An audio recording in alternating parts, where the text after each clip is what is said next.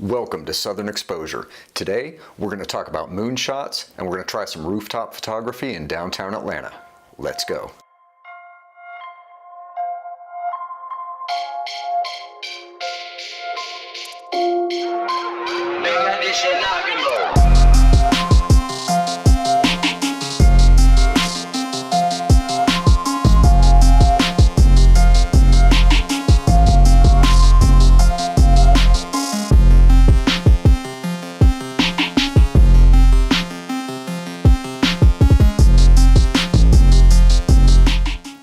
Good morning, beautiful, or I guess I should say good night, right? I'm not sure how good this video is going to be. This is the first time that I'm doing this handheld selfie style, and just wanted to make a quick little video here because I'm trying to do something tomorrow morning. I'm trying to get a shot of Mercedes-Benz Stadium in Atlanta with the supermoon in the background. It is nearly full. It was actually 100% full last night. So now it is slightly waning, but it should still be a fairly impressive moon. And I discovered that from the roof of the building that I work in, you can actually see when the moon sets, it's setting right above Mercedes-Benz Stadium in downtown Atlanta, which I think is going to look really cool with the stadium all lit up and the moon behind it.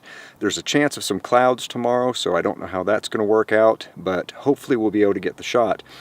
Tonight I just came over to a school nearby my house to just take some test shots of the moon. So we'll take a look at some of those, and hopefully I'll have some good results from tomorrow morning. Thanks.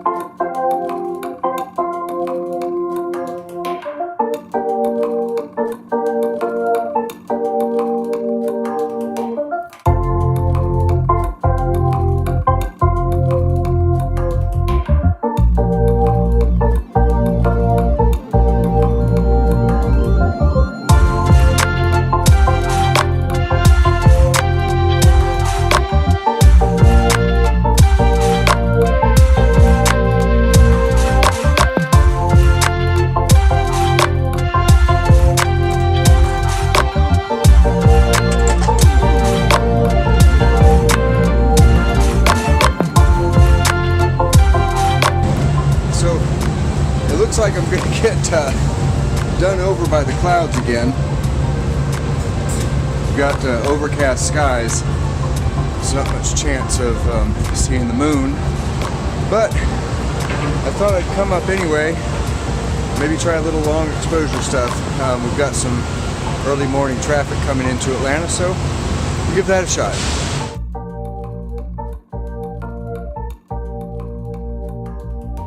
Alright, so we're back here. I've got the files off of my memory card and into the computer and ready to start working on some edits. Things didn't exactly work out the way I thought they would, which is actually usually the case, but I did have a really good time doing this shoot, trying to get some different things, and I actually came back with some images that I'm really proud of and really happy with. We're shooting with the new Nikon Z6, which I'm actually shooting this video with, and Sigma 150 to 600 millimeter contemporary, which is a really incredible lens. I've used this on 3 of my cameras now, and I've gotten some really great shots with it. Really sharp. The autofocus is a little bit slow compared to a native lens, but the accuracy is good, and for the price, you can't beat it. This is a very versatile lens, and I've had a lot of fun with it. So let's get to the computer and get into some edits. Let's take a look at these shots of the moon first, because everybody wants to know, when you're taking pictures of the moon, how do you do it properly? What kind of settings do you use? What kind of equipment do you need? First thing I will say is you do not need a camera with great low light performance to take great pictures of the moon. One thing that you do need is a telephoto lens. I have shot pictures of the moon with a 70 to 300 millimeter lens at 300 millimeters. Now that was on a crop sensor camera, on an APS-C camera with a 1.5 crop factor, which basically turned that 300 millimeter into a 450 millimeter. And that would be about the minimum that I would use. Now for this particular shoot, I was using the Nikon Z6, which is a full frame sensor, and I was using the 150 to 600 millimeter Sigma contemporary lens. And these are all shot pretty much at 600 millimeters. So I would say that if you're interested in taking pictures of the moon, you might be able to get away with 200 millimeters on a crop sensor camera. If you have a 70 to 200, you could probably use that. But the longer the lens, the better as far as the images and the detail that you're going to be able to capture. As far as settings go, it's really pretty simple. You know, it's not one of those scenes that you can necessarily just rely on your camera's matrix metering to get it right, but it's a pretty standard situation where you can take some basic settings that can get you started.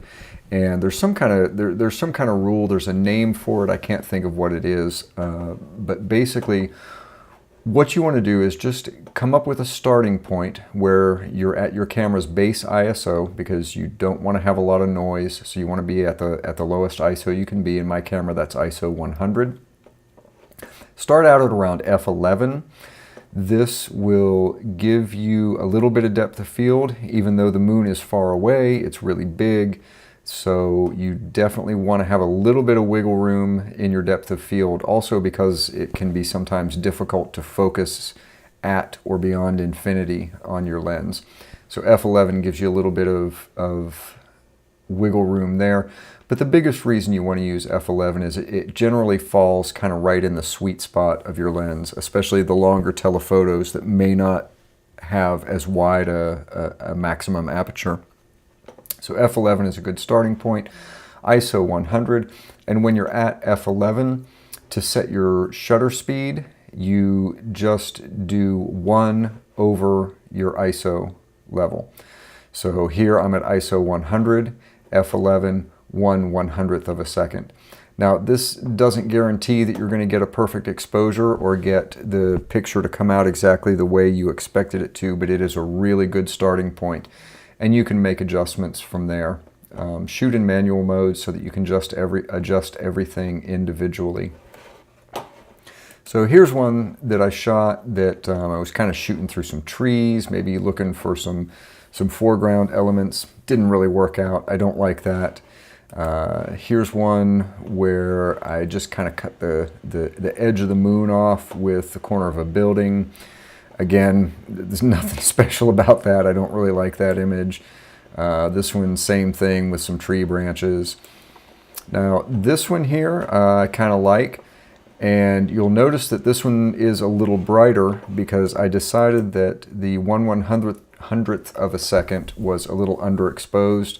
When I looked at the histogram, I realized that I wanted it to be a little bit brighter. You can't necessarily rely on the LCD screen on the back of your camera for this. You really want to look at your histogram to find out where your exposure's at. So I bumped my exposure up a little bit by slowing down my shutter speed. And again, I'm not at a terribly long exposure here. I'm at 1/60th of a second. And that got me to something that I was pretty happy with. Took a couple of other shots. These ones I actually dropped down to 1/50th of a second, but they seemed pretty bright to me. So I went back to the 1/60th of a second and I actually captured this image, which I'm pretty happy with. I like this one. I might throw it up on Instagram, who knows. Basically, the changes that I made here, I left the white balance alone. I left the exposure alone. I was happy with the exposure. You can see by the histogram here, it's a pretty well exposed picture of the moon. Highlights, shadows, whites, and blacks I left alone. I added a little bit of clarity, a little bit of dehaze, And then for my contrast, I just added a nice gentle little subtle S-curve here in the tone curves adjustments. In my hue, saturation, and luminance, surprisingly, I did make some changes here. I pulled out red and yellow and dropped the orange down a little bit, because if I turn this off, you can see the moon sort of has what to me is an unpleasant kind of pinkish orange tint to it, which I really didn't like, so I wanted to get rid of that. So I did that with the saturation levels in the HSL sliders. Now it could be that the white balance was a little bit off in my camera. It could also be the fact that I was shooting from a parking lot that was just drenched in arc sodium light, which is the common street lights that have that weird pinkish orange color tint to them. Some of that might have been getting into the lens and affecting the colors of my image. But I just fixed that up real quick with the saturation in there. Didn't do any split toning. Sharpening. One thing that I want to mention about sharpening, I've got quite a bit of sharpening on this, but whenever you're adding sharpening to an image, you want to use the masking in Lightroom. When you first open up your image, your masking is going to be all the way down at 0. And the best way to adjust your masking is hold down the Alt key, click on the masking slider, and you can see that everything turns white. Basically what this is showing you is what parts of your image are going to be sharpened. The white parts are going to be sharpened. So right now this is sharpening everything in the image. We obviously don't need that. We don't need to sharpen this plain black background of the sky. All that's going to do is add noise. So we hold down the Alt key, click on the slider, and we move it to the right, and you'll see things quickly fall away into black. And you basically want to move that slider up until just the edges and the details of things are showing up in white. And that tells you that those are the only things that are going to be sharpened in your image. And that's what you want. You want to mask out your sharpening so that it's only affecting the things that you really want to sharpen. Of course, I did a crop on this image, and that's pretty much it. That's pretty much what I did with this. That's a nice little shot of the moon that I got, especially since, you know, I was basically just out there doing some test shots. So then we come to the next morning. This is the scene that I was planning to capture.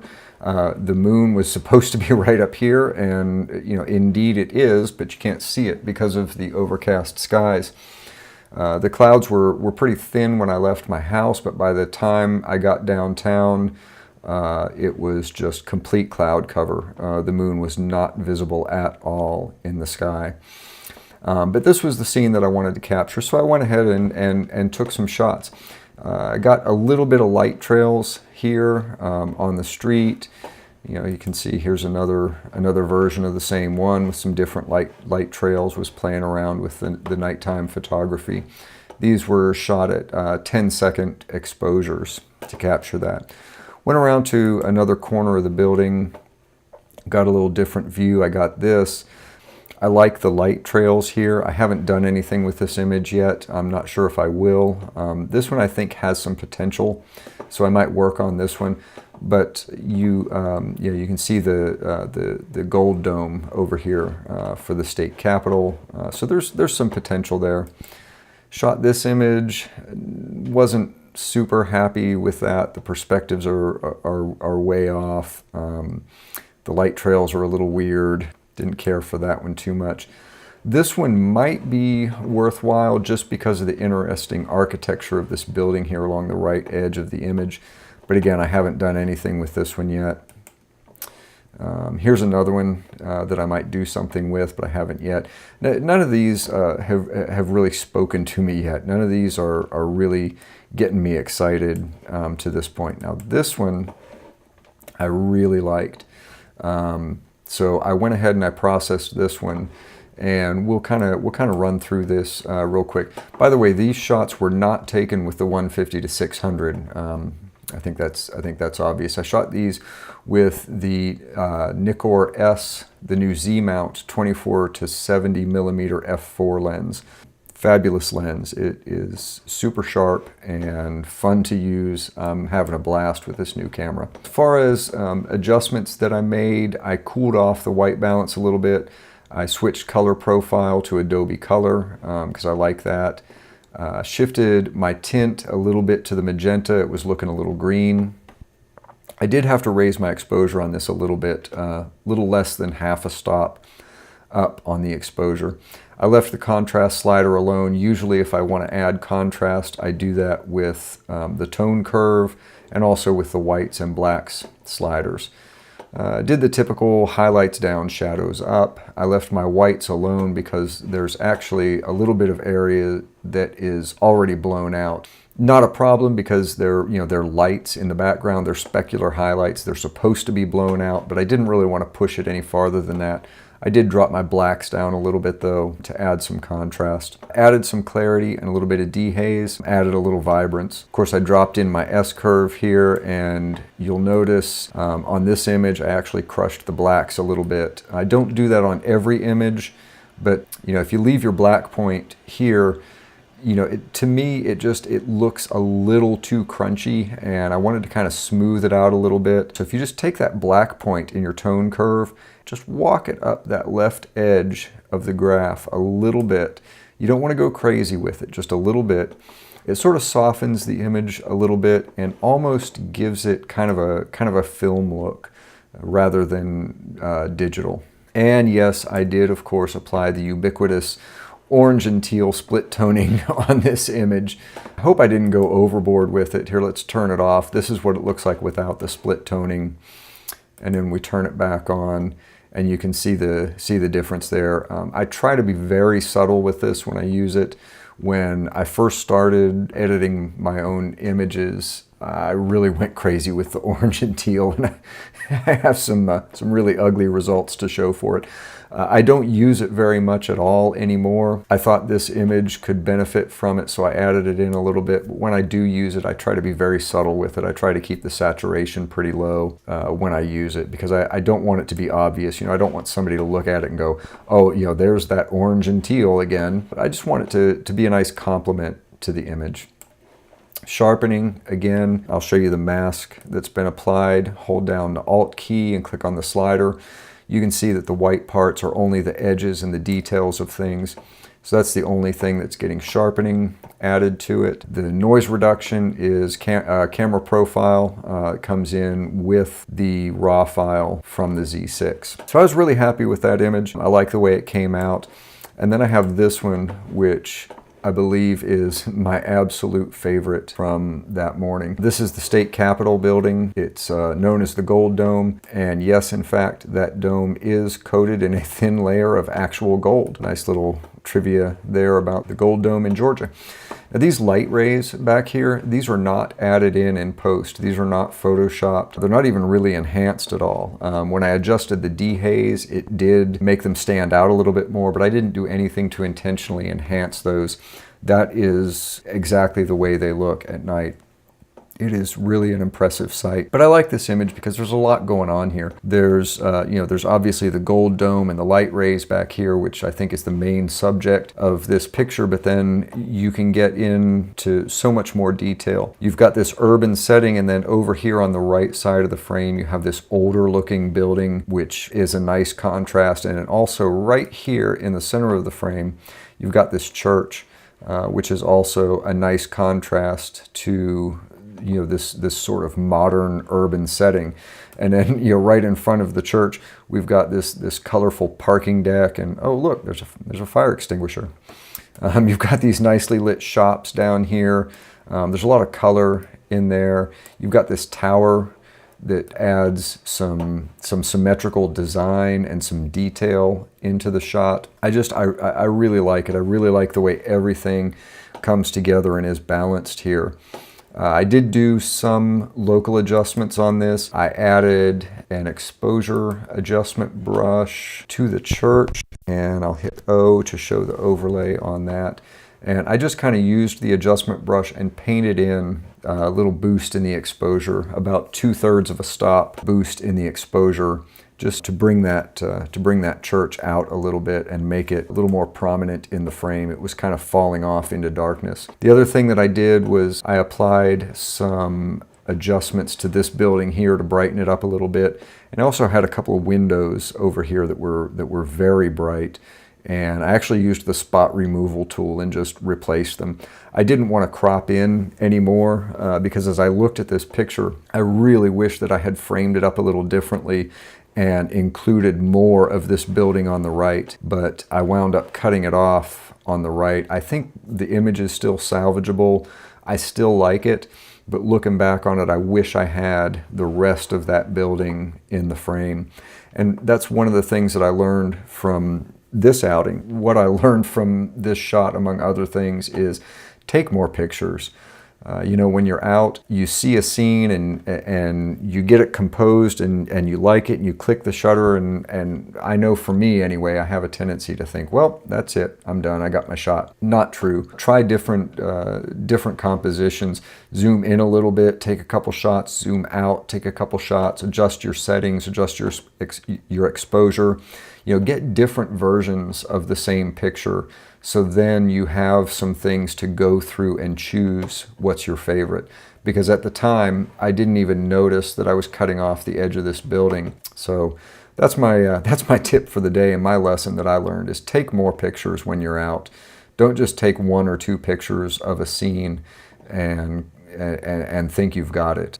So those are what I got, and I wanted to go back to these pictures here of Mercedes-Benz Stadium, because I started looking at these and I thought, man, I really wish I'd been able to get that moon shot with the moon up there. And I made a decision. I decided, you know what? I'm gonna make that shot. I'm just gonna go ahead and put the moon up there. And I decided to do that for 2 reasons. Number one, I really just wanted to have that picture. I wanted to get the experience in Photoshop, of course, but I just wanted to have that picture. The other reason is, spoiler alert here, but every time there's a supermoon, you always see the next day all these stories with the pictures, and you know, look at these amazing images captured of the supermoon, and they have this beautifully detailed moon up in the sky and then some foreground element that is perfectly lit and perfectly exposed, and you have them both in the same image. Well, I have news for you. Every one of those pictures is a composite. There is absolutely no way that you can get a foreground and the moon in focus and exposed properly in one shot. It simply can't be done. Look at this image right here, okay? I'm at ISO 100, f11. Sounds familiar, right? Same settings I was using to shoot the moon, ISO 100, f11. This is a 10-second exposure. I had the shutter open for 10 seconds to get all of this exposed the way I wanted it. Back here on this moon, shutter speed 1/60th of a second. There's a huge difference between 1/60th of a second and 10 seconds, right? So there's no way that you can get both of those exposed properly in one shot. You're either going to have the moon exposed properly and all of your foreground elements are going to be black, either invisible or silhouettes, or you're going to have your foreground elements properly exposed and looking good, and then this huge glaring white blob in the sky that should be the moon. So I just decided to go ahead and make this picture, and I'll take you guys through that process. Now. The first thing is I have these 2 images of the stadium, and I actually wanted to combine elements of both of them. On this one, I really like the light trails that are going along the street here in front of the arena and the stadium. But if you look over here on the left, there's no light trails on this street. Well, we go to the next one. Now I've got my light trails over here on the left side of the frame, but pretty much no light trails on the street going in front of the arena and the stadium. So I wanted to combine both of those into one. So something that's really important when you're planning to do this, we're going to bring these into Photoshop and we're going to do layers to create the image that we want. One of the things that's really important when you're doing this is, first of all, make sure that the pictures are framed the same. They have to be shot off a tripod and preferably with the same settings, although you can use different settings. But whatever processing you make, you pick one image, you go through and you make all of your adjustments, and then you hold down Control, select the other image, And then over here at the bottom of your adjustments, you see this sync button. You click on sync.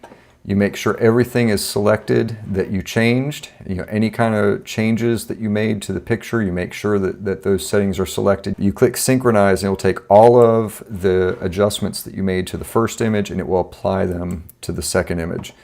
So you can see the white balance and the exposure and everything is exactly the same in both pictures. So what we want to do is we want to select both of the pictures of the stadium and the picture of the moon. We're going to go up here to Photo, Edit In, and we want to choose Open as Layers in Photoshop. So we'll click on that. All right, and here we are in Photoshop, and we've got all three of our pictures opened up as a layer. You can see our three layers down here. We're just going to slide the moon over here out of the way for the time being. Because the first thing that I want to do is I want to combine the two different versions of the light trails. So the layer here that's on top, you can see we have the light trails on the street here running in front of the arena and not the light trails over here, right? So with that layer selected, I'm going to add a layer mask. Then with the mask selected, I'm going to come over here and grab a brush.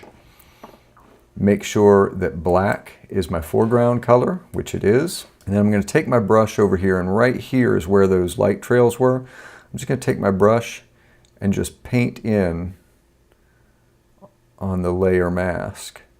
And you can see those light trails appeared from the layer underneath. So now I've got the light trails over here, and I've got the light trails over here. So the next thing we need to do is we need to look at our moon here. Now, when you start doing these types of composites, your first instinct is, I want a huge moon. I want this great big moon glaring up in the sky. I want it to be so impressive. But you have to avoid that. You do want to make the moon large and make it impressive, but it also has to be believable. So we're going to size this down quite a bit. We're going to position it where we want it. We're going to make it smaller. You know, because, think about it. When you're looking at this scene, in real life, the moon is, like maybe about that big. But that's not very impressive. When we see something like that, our minds tend to exaggerate the size of the moon, especially when it's close to the horizon. So we can go ahead and drag that out and make it a little bit bigger. But it has to be believable. You can't go doing something like that. It has to be believable. So I'd say, a size maybe like that right there. That looks pretty good to me. All right, so we've got our moon positioned. We've got it sized. Now we need to get rid of this black background around it, right? Because that doesn't look right. We need to change our blending mode, right? So with the moon layer selected, if you look right here where it says normal, that's your blending mode. That's the blending mode that it's using. Normal mode just plops it right on top. Background and everything just takes the square and puts it right on top of the image. Obviously we don't want that, so we're gonna pull up the menu here, and as you go down through each setting, it gives you a little preview of what that blending mode is going to look like. Now, I knew that I was going to be using either lighten or screen for my blending mode. I knew it was going to be pretty much between those two, and I actually decided on lighten. I picked that because I thought it looked the best. I'm not sure what the difference is between the two in terms of how they work, but just looking at the preview, I thought lighten looked better to me than screen. Now we've got a pretty good scene here. We've got the stadium, we've got the arena, we've got the light trails, we've got the moon up here, but it's still not quite blending in. It's still looking artificial to my eye, and I think the reason for that is color. And if you remember, when we were talking about this moon image in Lightroom, I told you how I pulled out all of the reds and all of the yellows and I dropped the oranges. Well, now when I put it into this scene, this moon just looks you know, glaringly black and white. It doesn't look like it fits in because there's no color in it. So I want to try and get that color in. So what we're going to do is we're going to add an adjustment layer. I'm going to go to Adjustments and Curves. We're going to add a Curves layer. You'll notice that just by adding this Curves layer, when I move the curve, it's affecting the whole image, right? Well, I don't want it to affect the whole image. I want it to only affect the moon. So in order to do that, I come up here to Layer. From the Layer menu, you choose Create Clipping Mask. It will create a clipping mask, and now when we move the curves adjustment, it's only affecting the moon and not the rest of the image, right? And that's what we wanted. Okay, so I just want to grab the RGB curve, and I just want to darken that moon just a little bit. Okay, then I'm going to jump into the red channel, and I'm going to add just a little bit of reds back into the highlights. Not a lot, but just a little bit. And you'll notice, you know, if we zoom in here on the moon to where that's the only thing on the screen, that actually might be a little bit too much. But it doesn't necessarily look very red. But when we look at the entire image, it complements really well with the red in Mercedes-Benz Stadium, and even the red here in the State Farm Arena sign and whatever this light is over here. And it just kind of helps tie it into the image and makes it look more like a part of this image, which is what we're trying to accomplish in the first place. So that's pretty much what I did to put the moon in the sky and create the image that I wanted to create. I'm not terribly skilled at Photoshop. I'm still learning it. So I'm sure that there are people that could do a much better job at this. If you have any insights on the blending modes, the screen versus lighten blending mode, please drop down in the comments and maybe give a little explanation. I would certainly appreciate it, and other folks would too as well. So let me know in the comments what you think. If you like this video, please click subscribe and ring that notification bell so you don't miss anything. I'll see you next time. Thanks.